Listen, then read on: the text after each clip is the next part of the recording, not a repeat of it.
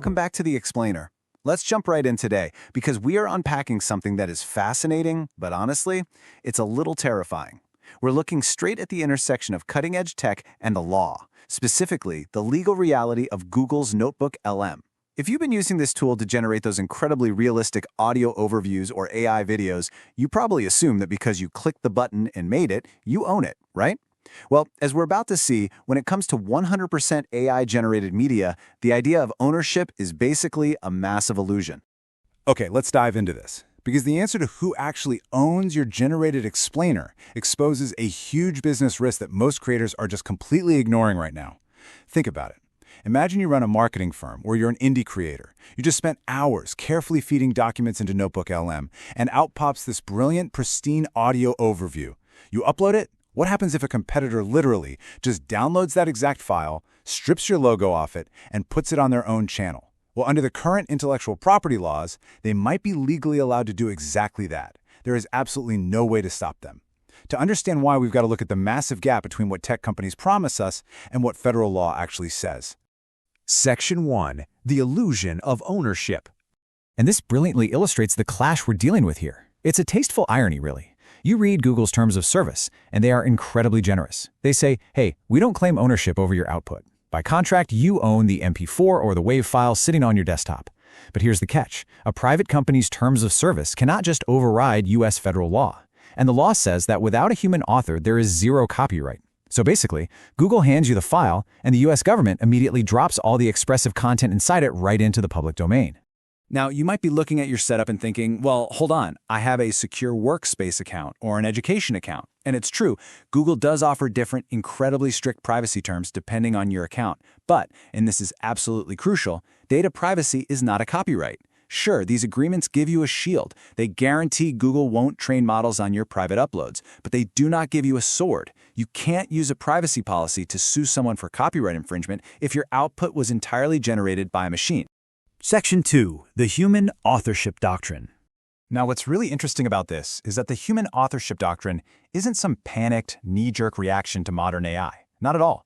It's a bedrock tenet of U.S. intellectual property law. In big, landmark cases like Thaler v. Perlmutter, the courts have firmly drawn the line.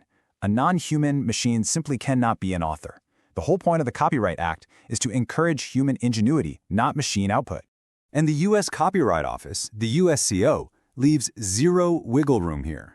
Their compendium literally states that to qualify as a work of authorship, it must be created by a human being. They will flat out reject works produced autonomously by a machine.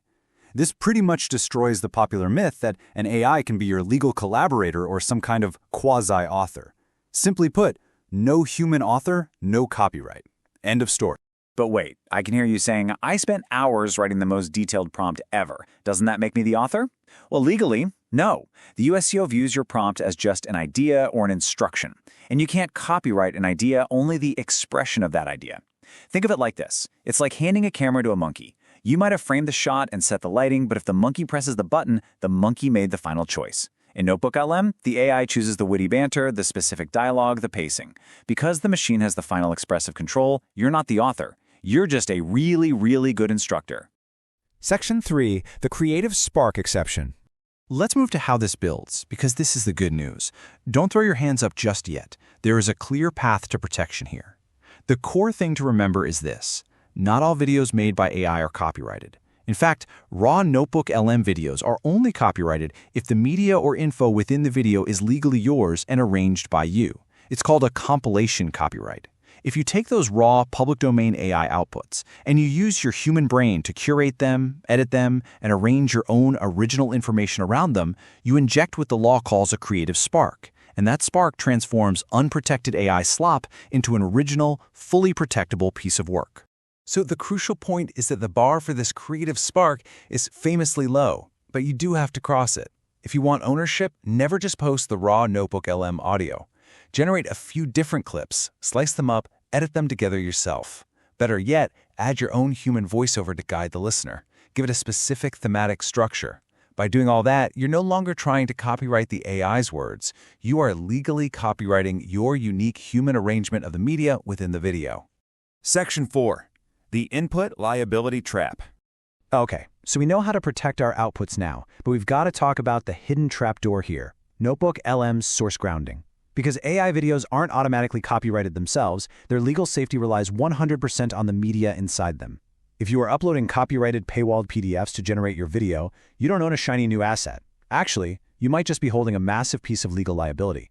If you're a researcher or an academic, you really need to pay attention to this. Uploading paywalled journal articles isn't just a standard copyright issue. You're messing with text and data mining, or TDM policies. Look at this table. The New England Journal of Medicine strictly bans feeding their content into AI without permission. Others, like Wiley or Elsevier, might allow it, but only for non-commercial research under very specific licenses.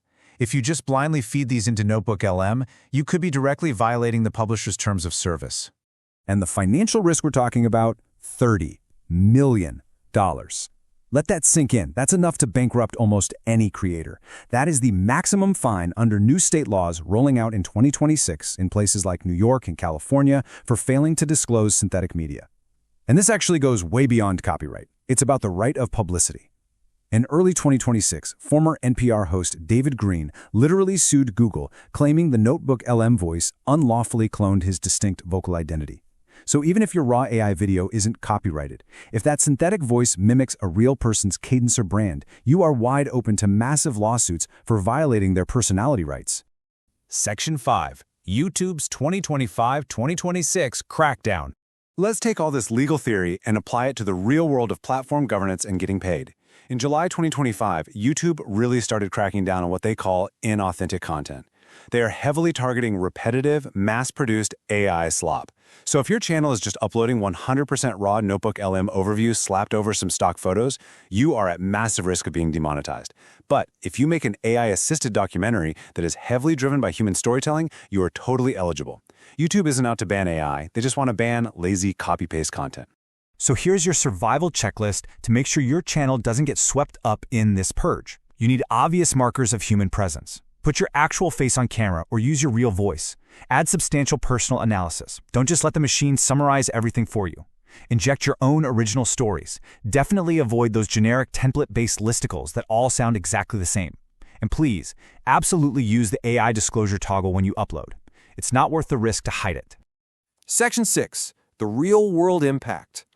So what does all this actually mean for you day to day? Well, the business implications are huge.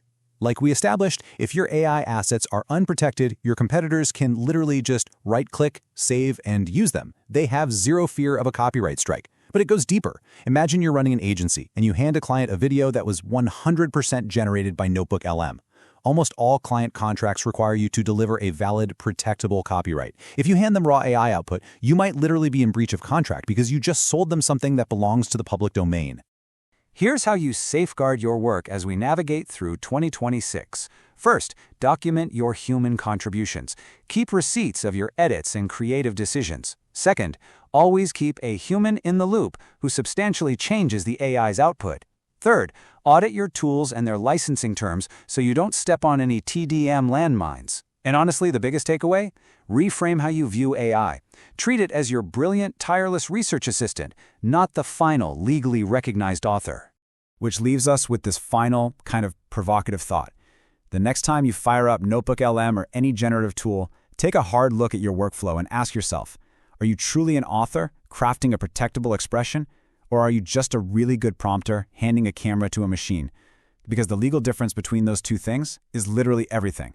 Thank you so much for joining me on this explainer. I really hope this helps you protect your hard work out there. Keep learning, keep creating, and I'll catch you in the next one.